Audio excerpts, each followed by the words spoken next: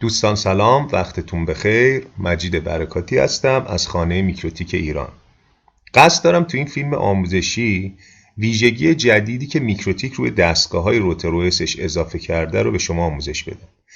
اسم این ویژگی مکویلن هست. ما به واسطه مکویلن میتونیم چندین آدرس IP رو روی یک اینترفیس روتر دریافت کنیم. خب شاید بپرسید که قبلتر این کار شدنی بود و ما میتونستیم داخل اینترفیس روتر آدرس‌های IP مختلفی رو داشته باشیم.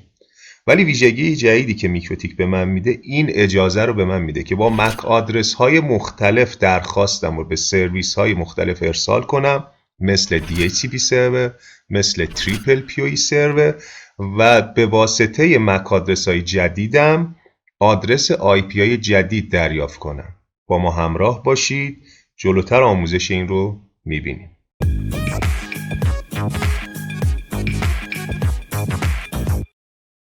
خب برای معرفی فیچر جدید میکروتیک با اسم مکویلن من یک سناریو رو طراحی کردم که میخوایم کل توضیحات و کانفیگار داخل این سناریو با هم دیگه کار کنیم. دو تا روتر دارم، روتر شماره 1 و روتر شماره 2 که مستقیم با هم دیگه ارتباط دارن. من اگه بخوام روی اینترفیس اتر 2 روتر شماره 2، یعنی اینجا، به واسطه روش‌های قبلی آدرس IP ست کنم، دو تا راهکار داشتم. یکی این که به صورت استاتیک، به صورت دستی بیام روی اینترفیس اتر شماره 2 آدرس‌های IP خودم رو ست کنم. به فرض مثال 10.2/24، 10.3/24 یا حتی رنج‌های مختلف 22/24، 32/24. این آدرس‌های IP رو براش اختصاص بدم.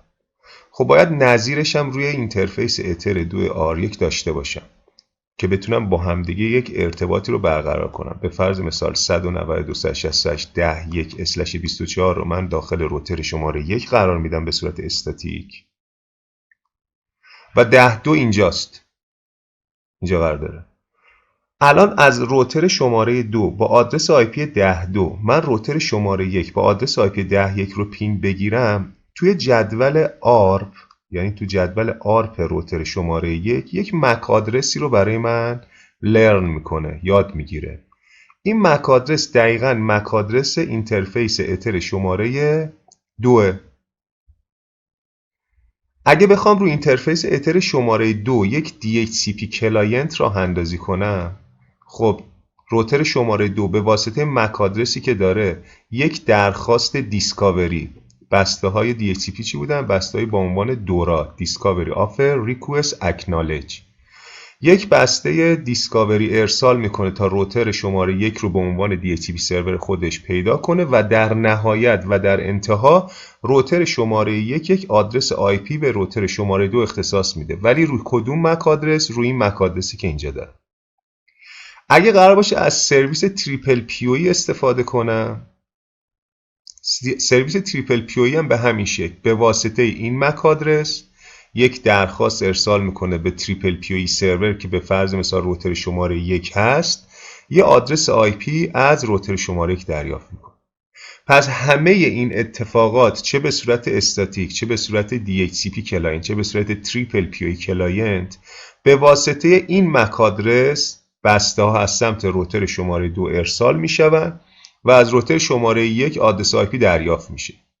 روش دیگه این بود که من بیام چیکار کنم؟ ویلن بندی انجام بدم. مثلا ویلن شماره 10، ویلن شماره 20 و نظیرش رو داخل روتر شماره 1 هم تعریف کنم. ویلن شماره 10، ویلن شماره 20 و بیام آدرس IP ها رو برای ویلن های مختلف تعریف کنم.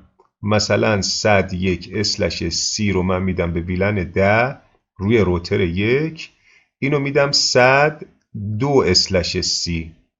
خب اینو با هم دیگه ارتباط برقرار میکنم.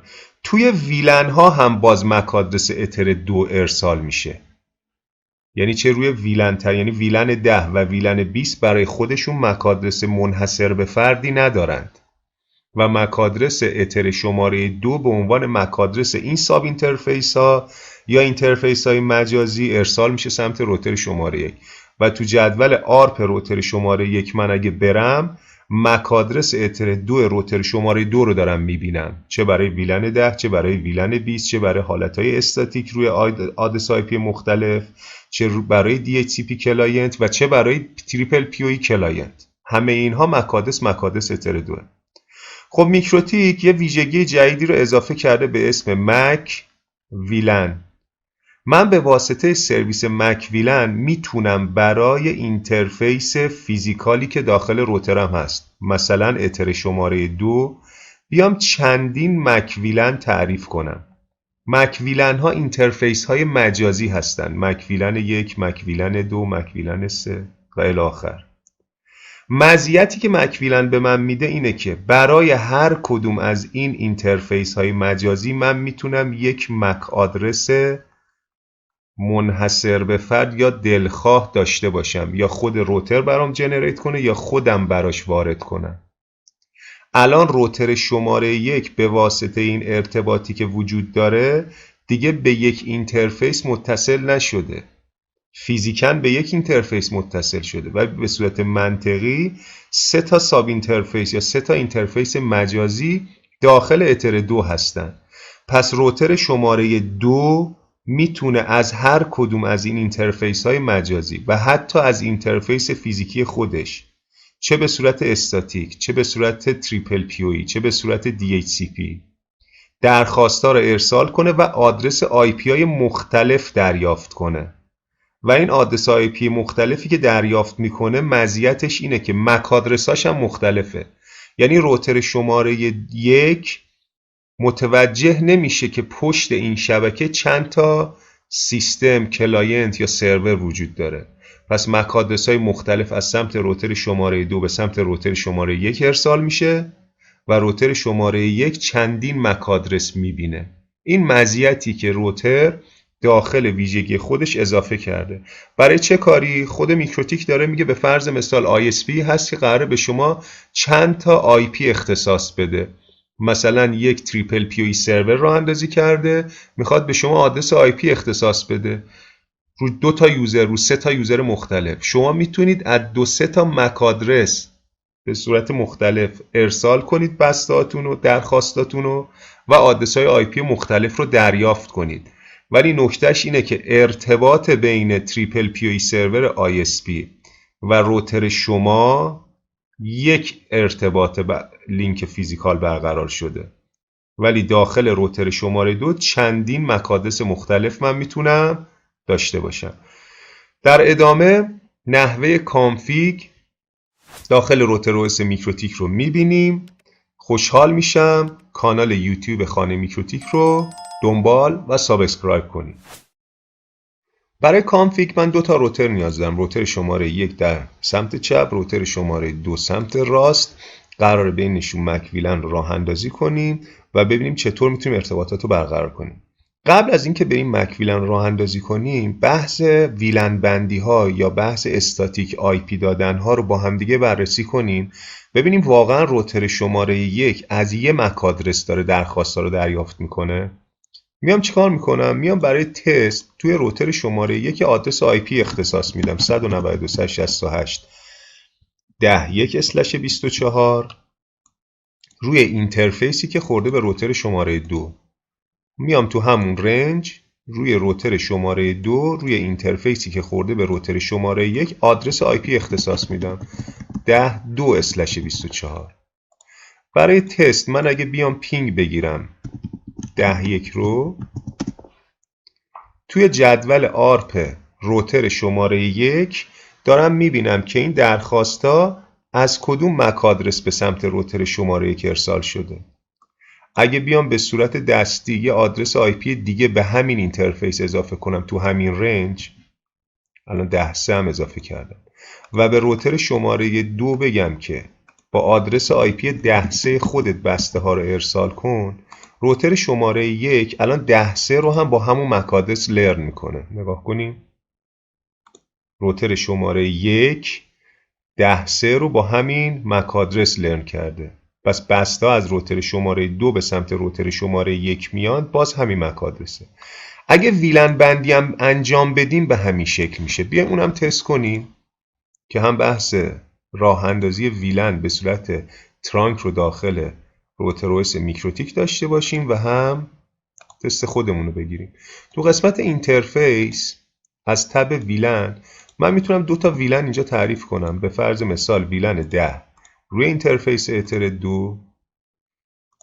مجددا ویلن 20 رو هم روی اینترفیس اتر شماره 2 ایجاد کنم. همینجا میتونم ببینم ویلن 10 و ویلن 20 2 تا مک آدرس یاد گرفتن که 2 تا مک آدرس عیناً همه و نظیر کیه؟ نظیر مک آدرس اتر شماره 2. یعنی چه ویلن ها چه اینترفیس فیزیکی دارای یک مک آدرس هستن. همون ویلن ها رو میام داخل روتر شماره 2 راه اندازی میکنم. ویلن 10 روی اتر 2 کپی میگیرم و ویلن 20 روی اتر. حالا نیاز دارم یه آدرس IP داخل یک رنج برای ویلن 10 تعریف کنم. برای اینکه بتونم تستم رو انجام بدم اینو میذارم 101/24. برای ویلن 20 میذارم 201/24. هم رنج این آدرس IP هایی که اختصاص دادم رو میام داخل روتر شماره 2 تعریف میکنم. برای ویلن 10 IP 102/24 رو تعریف میکنم و برای ویلن 20 IP 202. حالا بیام تست بگیرم توی تولز پینگ. اینجا هم جدول آرپ روتر شماره 1. اگه بیام IP 101 رو پینگ بگیرم یه مک آدرسی سمت روتر شماره 1 لرن میشه. این مک آدرس دقیقاً باید همون مک آدرس اتر شماره 2 روتر شماره 2 باشه.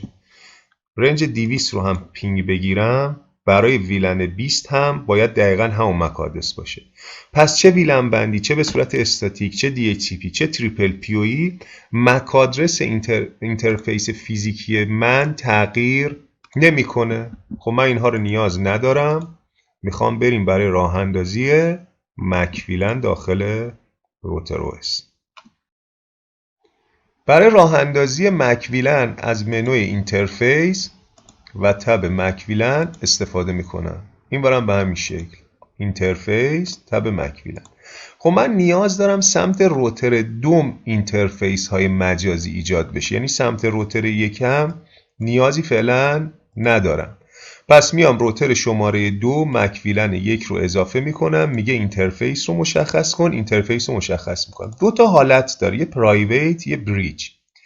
اگه پرایویت انتخاب بشه اینترفیس مجازی که ایجاد میشه با اینترفیس فیزیکال هیچ ارتباطی با هم دیگه برقرار نمیکنن. یعنی ارتباطشون لایه‌سه‌ای میشه.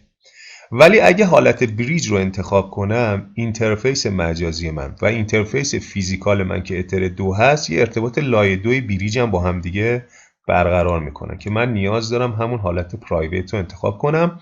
اپلای میکنم. اینجا برام مک آدرس جنریت میکنه. میتونم مک آدرس رو ادیت کنم. یعنی دست خودم میتونم تغییرش بدم.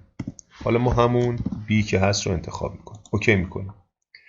الان وارد تب اینترفیس ها بشم یه اتر 2 دارم با این مک آدرس، یه دونه مک ویلن دارم با این مک آدرس. میام سمت روتر شماره 1 یه آدرس IP روی اتر شماره 2 اختصاص میدم 151/24 و روی این اینترفیس خودم میام یک سرویس لایه 2 مثل DHCP سرور رو ستاپ میکنم.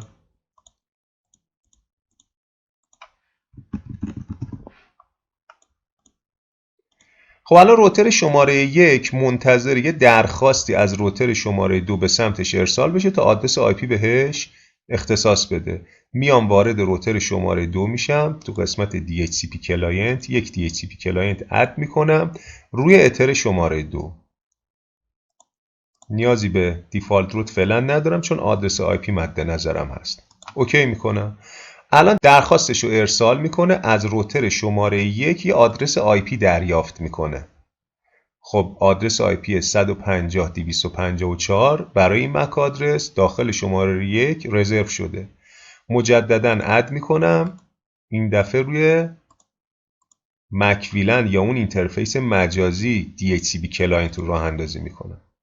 دوباره درخواست ارسال میشه و آدرس IP جدید روی مک آدرس جدید اختصاص داده میشه. الان روتر شماره 1 فکر میکنه که دستش خورده به 2 تا سیستم، ولی در اصل ارتباط فیزیکی تنها به اینترفیس اتر شماره 2 روتر شماره 2 متصل شده و روتر شماره 2 من هست که اومده اینترفیس های مجازی با مک آدرس های مختلف رو جنریت کرده.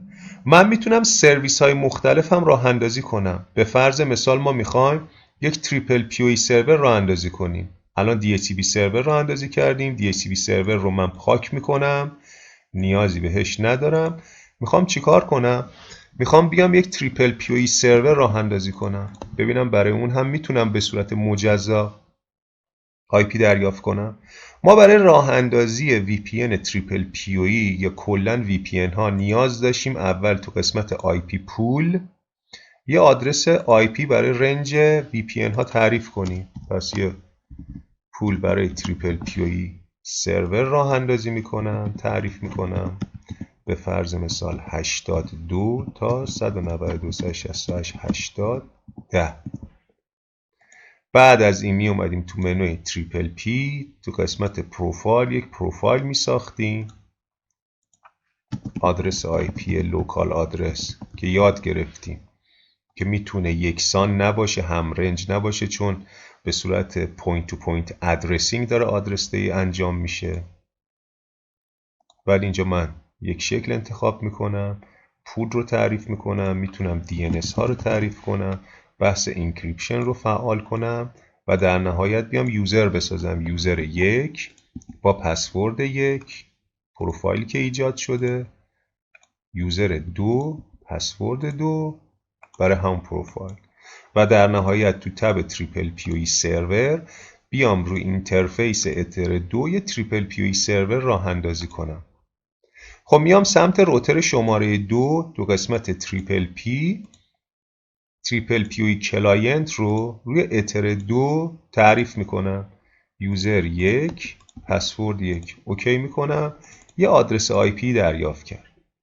الان روتر من تو قسمت اکتیو کانکشن میبینه این مک آدرس درخواست داده رو رنج روی یوزر 1 یه آدرس IP بهش اختصاص داده شد و کانکشنشون برقرار شد.